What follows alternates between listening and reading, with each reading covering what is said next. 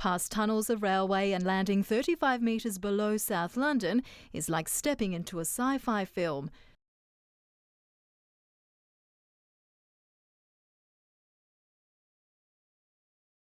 But this is urban farming's new frontier, where crops are grown underground.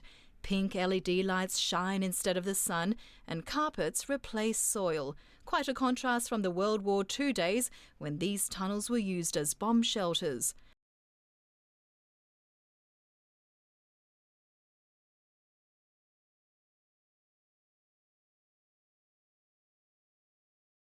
Co-founders Stephen Jung and Richard Ballard claim 21 square kilometres of it, a fifth of which is currently being used.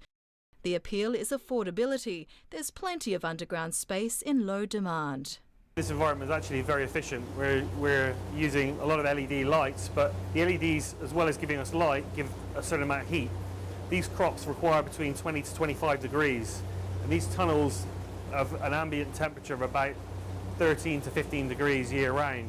So with the LEDs, a bit of movement of air and ventilation, we can create the perfect environment for these crops. Conditions are tightly controlled without the worry of pests and bad weather.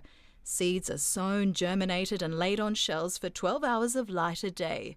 There are about 10 types of microherbs that are growing down here, and that includes coriander, fennel, rocket, pea shoots and garlic chives. Now, the miniature herbs mean that the flavours should be more intense, but could agricultural methods like this replace traditional farming?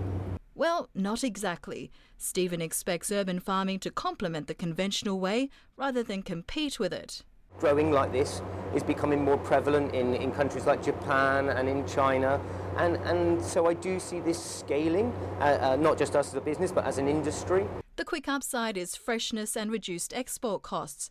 Produce goes straight to nearby retailers and restaurants the same day it's harvested. But indoor farming has its limits.